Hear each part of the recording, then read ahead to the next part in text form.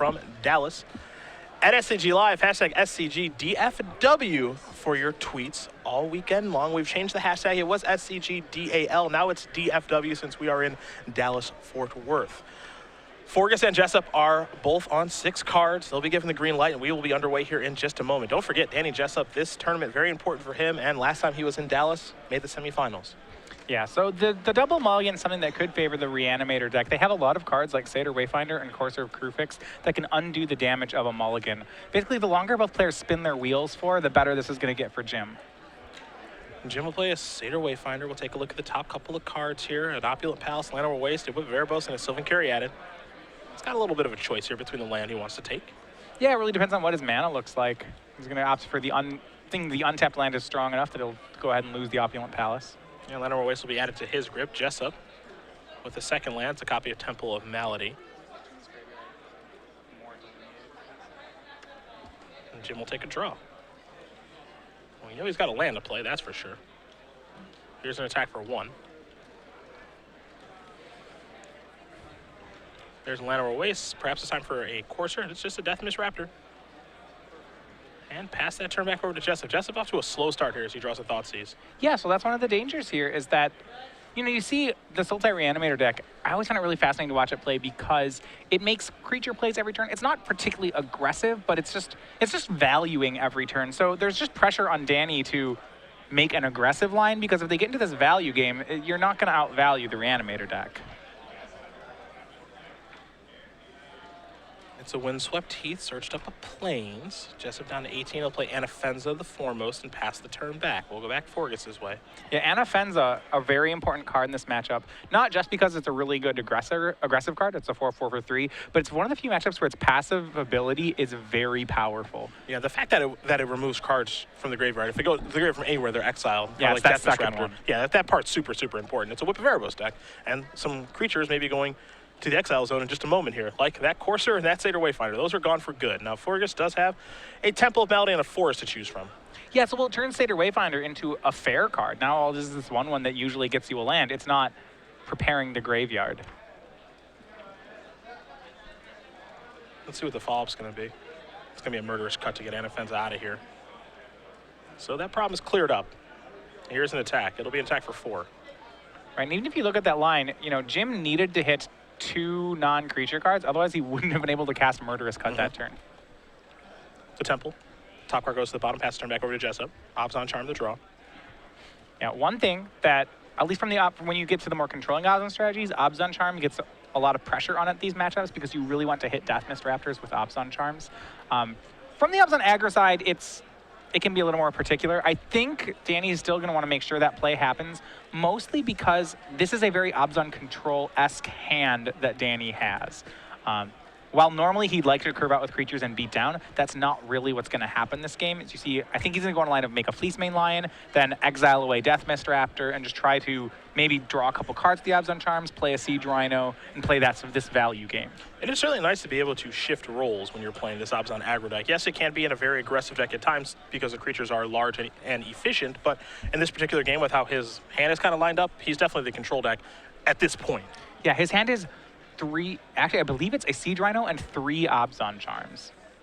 It's an awkward one. I mean, a lot of gold cards, but if it's a lot of gold cards, that means a lot of powerful cards. He's going to use Obzon Charm right now to exile the Death Mist Raptor. There's only nonsense to happen. It's interesting. It's an awkward hand when you think about it from an Obzon aggro style point of view. But like, if I was an Obzon control deck, I love that kind of hand. Sure. It's like, oh, these I have a grip of kill spells and I have a grip of card draw and oh yeah, I have a Siege Rhino. He's still the best card in my deck. So. Heir of the Wilds was the draw. Here's Siege Rhino. Now, keep in mind, with the Temple, Forgus kept his top card on top real fast. So I'm interested to see what this is going to be as it takes a draw step.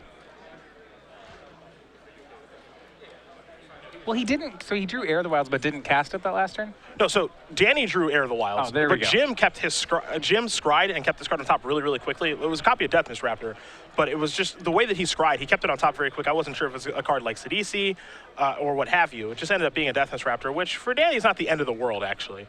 No, this triple Obzon Charm hand. You see, once again, this is so important to charm the Raptors, hit with Rhino. Danny's playing like a control deck right now, and he's doing exactly what he's supposed to do. He'll take 1 from the Anic Influence to play Heir of the Wilds, and it'll just be a passing of the turn. Jim does have some very big draws here. Card like Hornet Queen, one of the Sidisi's, of which he has 6 copies of. 4 Sidisi Brute Tyrant, 2 Sidisi Undead Vizier. Yeah, I mean, that is the issue, is because Danny is on a deck, because even though he's playing a control game plan, Danny's on Obs on aggro, a card like Hornet Queen is very difficult for him to get through. He doesn't have things like Elspeth or Bile-Blight to fall back on. And it's going to be a morph. Looks like it may be a Den Protector. He's got the Den Protector Deathmiss Raptor package in his deck right now. Yep. So looking to get right now, the graveyard is just Rattleclaw Mystic and Murderous Cut. Yeah, Raptors have been exiled, so they're not going to come back if it is a Den Protector and it is unmorphed. So that's a nice thing here if you're rooting for Jessup, because he does not have to worry about that. Danny's going to start, it looks like, with a Temple to get some information. So he'll scry with Temple of Malady. That top card, looks like it stays on top pretty quick for him.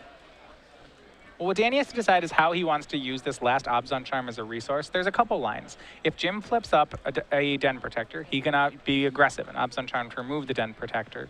But then, then he uses it just as a kill spell on a creature that wasn't that good. He can, at the same time, use it to pump an Heir of the Wilds if Jim goes for that block, or he can just draw 2 with it, and they're all reasonable lines.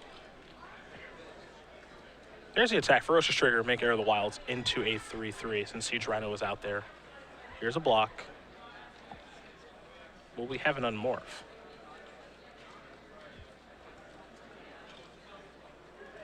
This is interesting. Okay. So there's your unmorph. It's Den Protector. Yeah. Well, the Heir is a 3/3, yep. So the action is on Jim. He's going to get back Murderous Cut. Now that it's a 3/2, so now Danny has to decide, does he want to, I think it's put 2 counters on the Heir of the Wilds, or does he want to let this trade happen? Yeah, how he uses Obzon Charm here is very important. Let's not forget, though, that Danny did scry and keep the top card on his deck. He did it pretty quickly, too. So clearly he's happy with what's on top of his deck. Does he want to draw it this turn? Not entirely sure. Does he want to make Heir of the Wilds a little bit bigger? Does he want to make Siege Rhino bigger? Again, not sure, though he does have to worry about a Murderous Cut that's in the opponent's hand now. Yeah, I would assume that right now that the Murderous Cut is going to tag Siege Rhino. That's why you don't want to pump Siege Rhino or anything. The question is whether or not Heir is worth a card to keep around, or whether it's worse than just another generic card. Well, he's casting Obzon Charm. The question is, what mode will he be picking? Yeah, 2/0 or 1/1. Yep. It'll be 1 on each of them. So he'll split the counters up a little bit. Yeah, that's interesting. If he puts them both on Heir of the Wilds, then Heir of the Wilds starts to trigger itself when it attacks. Now, it'll be interesting to see what Danny kept on top of the deck. That certainly is influencing his decision. This one does get the most damage right now through. If Forgus sacrifices Polluted Delta, he can cast Murderous Cut at the end of turn. I think he almost untapped and realized he could do that, so he's going to sacrifice the Delta, search up an island, and now he can delve away the rest of his graveyard, the Rattleclaw Mystic, the Den Protector, and the new Delta to fire off Murderous Cut. You have to imagine he's going to kill the Rhino with the cut. Yep, and Danny's already picking up the Rhino, so that's going to go to the graveyard. Big draw steps available here for Jim. Because he's had to delve away most of his graveyard, something like Whip of Erebos is not as troubling right now, but you're absolutely right. I mean, a swing of 1, I mean, Sidisi Undead Vizier would be the perfect draw. Doesn't look like he found anything useful. What's this? Is it a Rhino? It's a Rhino. That's pretty good. Playing that pre-combat for Ferocious. Yep, so that would force the block here. Yep. There is the block, as it would be a lethal attack. Pass that turn back, Forgus. Big draw here. And even now, 1 copy of Sidisi Undead Vizier evens the game out. Yep.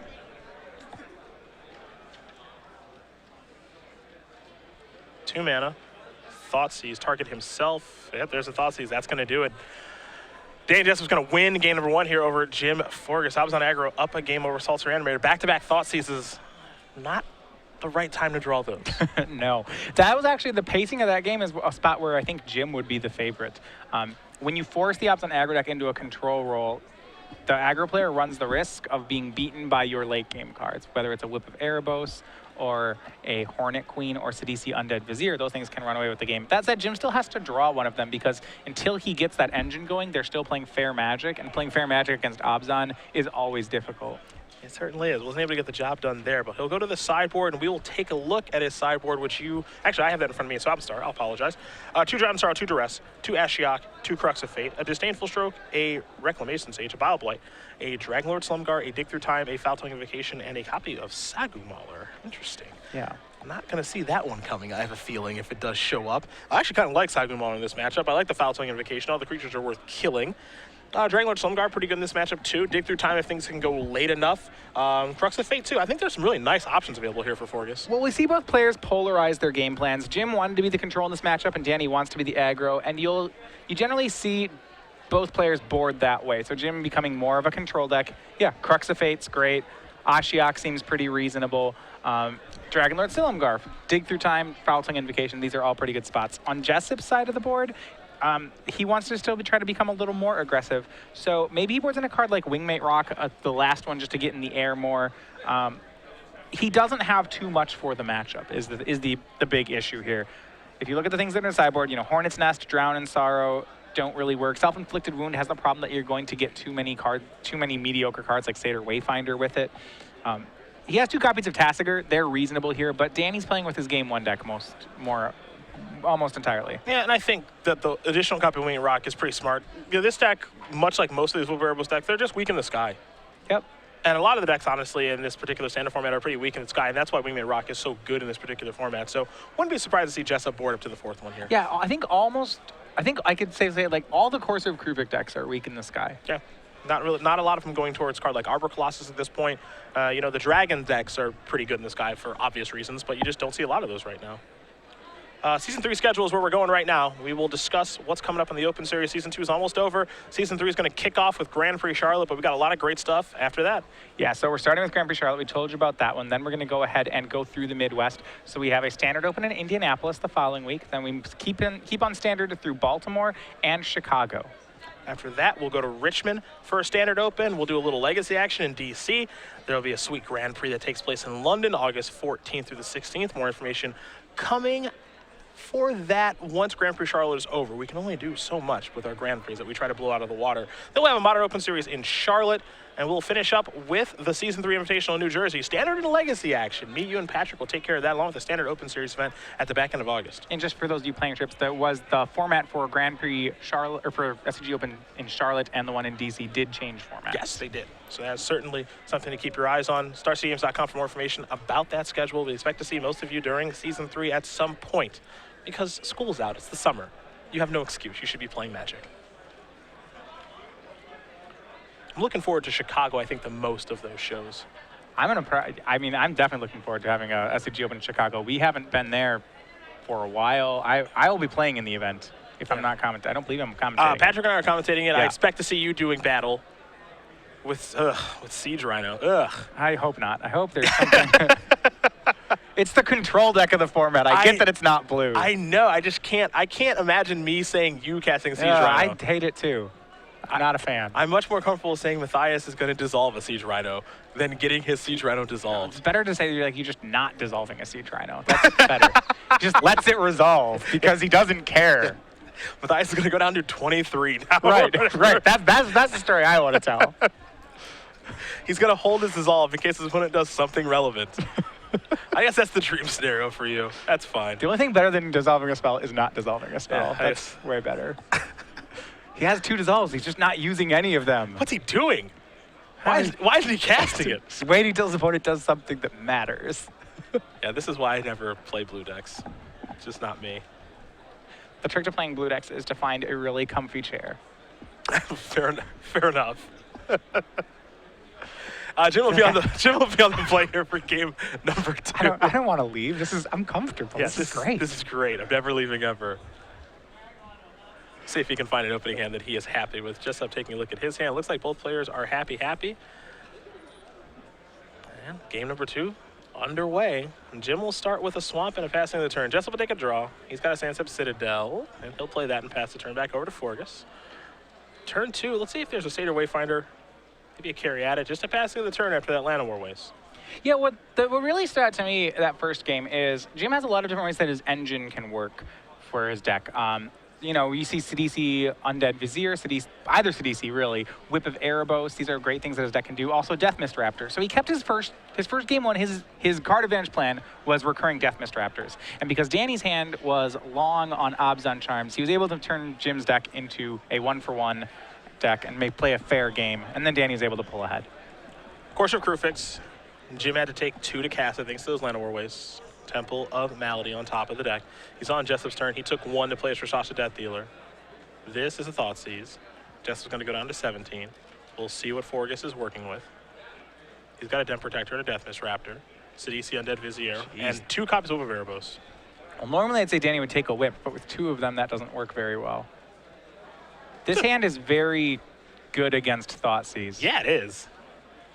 It really is. I am inclined to want to select Den Protector here. Your thoughts?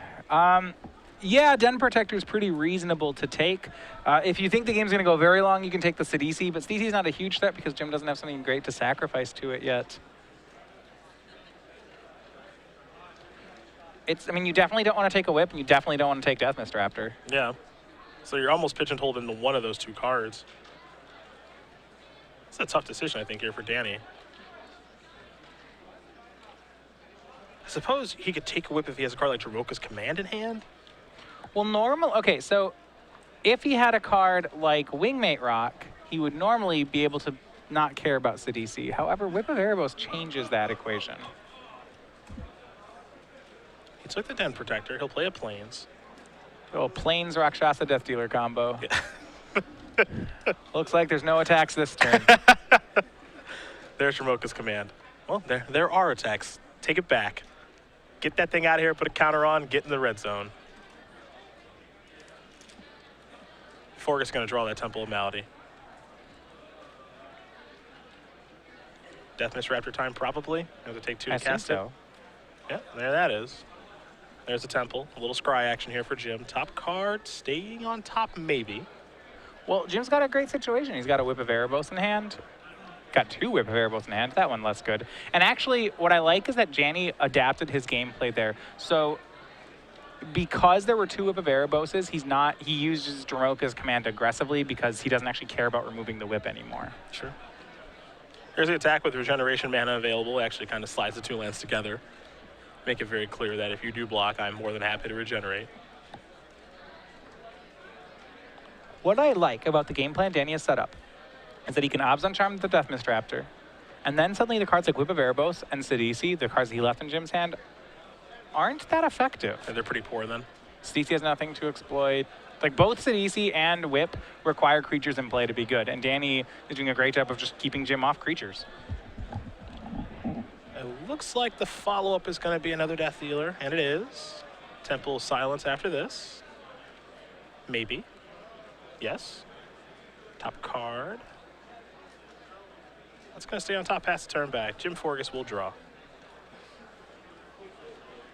See, Obs on aggro, I know it's still Obs on. It's a tricky deck, because when I look at that situation, I just think, oh, I have to Obs on Charm the Death Mist Raptor. I have to play my kill spells on their creatures. But I do like Danny's play, actually. Yeah, there's a lot of flexibility with the deck. Well, there's just a lot of role assessment. You know, the difference, do I need more threats? Do I need to get rid of the Death Mist?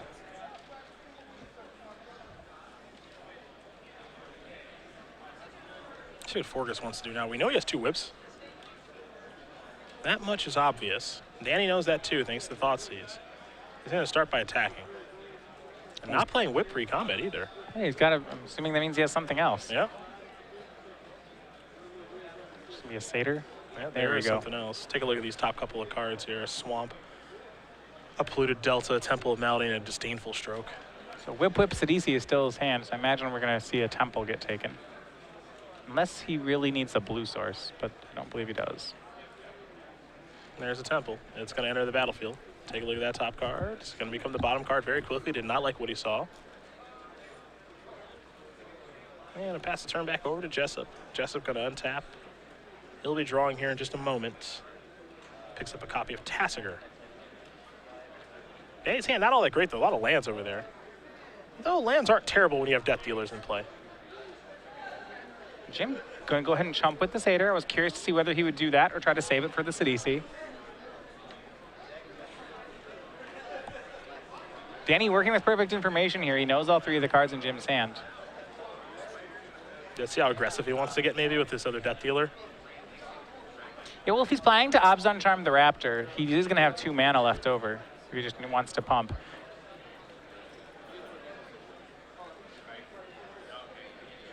There's a land.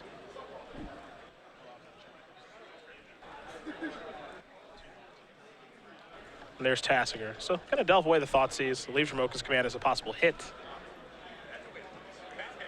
And we're going to go Jim's way. Again, 2 Whip of Erebos and a Sidisi Undead Vizier at hand. Yeah, it looks like he may actually not have had the Abzan Charm. So I believe he's now just on Sandstep Citadel, Caves of Koilos. So all his resources are on the board, but he has Jim down to 8 and has a much stronger board presence. And he's got plenty of mana to activate those Death Dealers, too. You take a look, there's the combination of 2 black and 2 green out there, along with a plane, so 2 activations for Death Dealer. He's doing a good job of keeping the board at a spot where Rip of Erebos isn't doing too much damage. He has some of his sideboard Tassigers in play, so while he's out of resources, he can continue to get more cards here. Forgus played a Forest for the turn. That was his draw. I can't imagine we're going to see Death Mist Raptor come to the red zone this time. It's maybe time for that thing to slow down a little bit. Well, he just doesn't have too many options. This is a spot where I don't know if that block with the Satyr Wayfinder last turn may have been a little too hasty. I know he would be at 5 without it, maybe even at 3, but he just had to play Sidisi with no exploit that turn instead. Yeah, and that's really tough. And offensive the draw. That's tough too. I think we might, from Danny, we might just see a pre-combat and offensive and an attack with some stuff. But yeah. Then again, maybe not. We'll see. The Sidisi's going to do a good job of holding down the fort. 3/6 or 4/6 Death Touch is not easy for Abzan aggro to get through. Yeah, Sidisi stats, and actually the attacks of Death Touch, it lines up really, really well against Abzan. So he's got some ways he can try to get through it. If he Tassigers enough times, he can maybe get that Dromoka's command back and fight her down. But there is some pressure for Danny. He may try to get that Dromoka's command back anyway, just so he can start dealing with cards like Whip of Erebos. He's got a lot to think about this turn, though. Yeah, and I mean, trying to go over that line is risky. You generally don't get the card you want off Tassiger anyway. He'll probably get a card that he doesn't know about yet. Yep. No guarantee to hit 2 lands here, of course. Right. You only get to hit 2 lands when you have an empty graveyard. That's true. That's how the card's designed. Yeah. And Jessup is really thinking away here. And what's interesting, he's up a game. He's in a pretty good spot. And this is obviously a very important tournament for him. So he's going to be taking his time on his turns. He does not want to make a mistake here. And it looks like he's going to go the inoffensive route. Forgus was maybe expecting his Sidisi to die, but that is not the case. And now he's just going to pass the turn back, so he's going to have to try to be very patient. Well, now it's dangerous because Jim has his card advantage engine online. He's going to have Whip of Erebos. He has a stocked graveyard. Now, it's being hampered by Anafenza, so he's not going to get any new creatures in the graveyard. But there are things to whip back already. Yeah, and the fact that he can just play Whip this turn, pass the turn back, and say, my creatures have lifelink now too. So now you have to try to slog through that is actually a pretty big deal. Yeah. But then again, Danny still created enough pressure that Jim wasn't able to exploit Sidisi. If Jim has at any point here, got to have an extra card in his hand of his choosing, this game would be very different. Yeah, I think so too. I mean, he would probably have gotten, say, Hornet Queen. And then we'd be talking about how, well, one more land and Jim's going to play Hornet Queen, and then the game will be turned on its head. Jessup will draw. Siege Rhino, never bad. It's never bad. That is one thing I've learned from playing a lot of Siege Rhino. You're always okay drawing him. Yep. Now Jessup has to decide how he wants to attack as he reorganizes his mana. Siege Rhino is an option for this turn. Activating Tassiger and maybe getting a perfect hit is another to get the Dromoka's command back, and a little fight plus kill your whip action, but some things would have to go right for that to be the case. It's tough because most of the attacks Danny makes end up negative on damage because he'll have to swing into Sidisi, regenerate, then Jim gains 4, then Jim can attack back, and then Jim gains 2. All his creatures have lifelink. Racing's really hard. Danny going to play land number 7, which is Caves of Koilos. And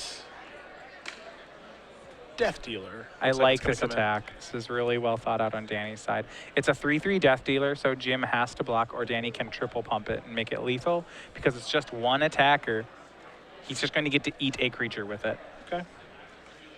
Death Mist Raptor going to get in front. really heads-up play.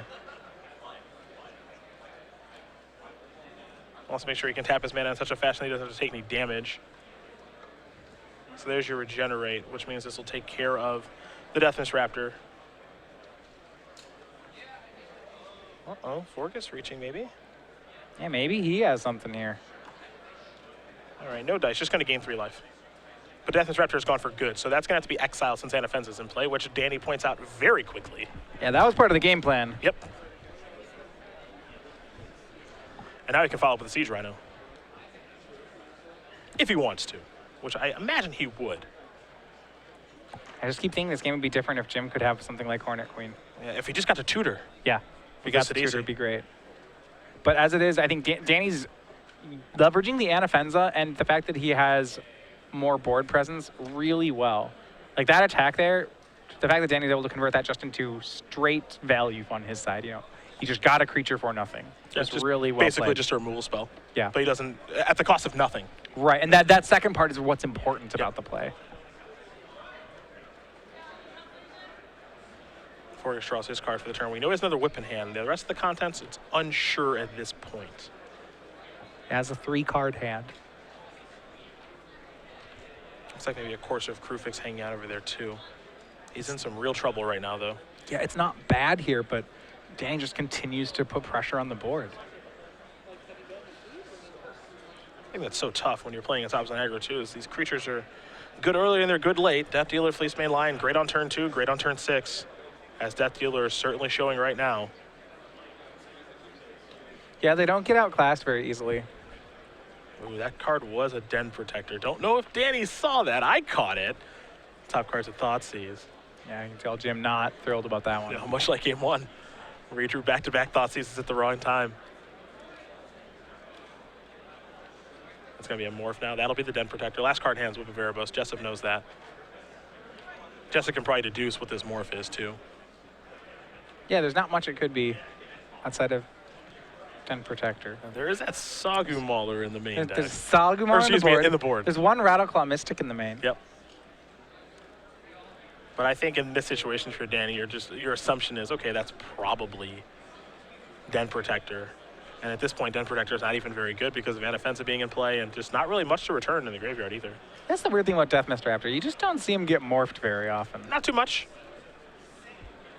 Not never, but... Jessup tapping some mana right now. Well, eventually he's going to draw land, and when he does, he'll start activating Tassiker. Yep. He's going to activate Tassiker now, though.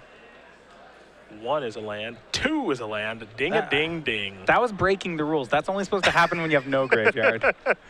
Damn. I mean, and that's huge. That may actually mean that he has a lethal attack here because he can make Jim sacrifice. Well, no, wait. He's played Courser. I will stand corrected. He cannot necessarily get the whip off the board. True. Very true. I was going to say he'll just make him sacrifice the whip. But it is target player sacrifices an enchantment. So there is Courser. And you see the order of the cards, too. Right. You which is very can't important. fight away the Courser and then make them sack an enchantment. They sack first. Yep. When you're doing modular cards like this, you go in the order of the things that are listed. So you'll see the target player sacrifices an enchantment is ahead of target creature you control fights target creature you don't control. That said, Danny's still going to play this Focus command and just to figure out exactly how he wants to use it. Which is Anafenza is going to fight the morph, which is Den Protector, and sacrifice an enchantment, most likely. That's just going to work.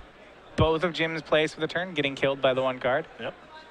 And they get exiled, too, because Anafenza is in play, which is pretty important. So Jim will gain the 4, go up to... No, only gain 2, only one of them fought, go up to 10.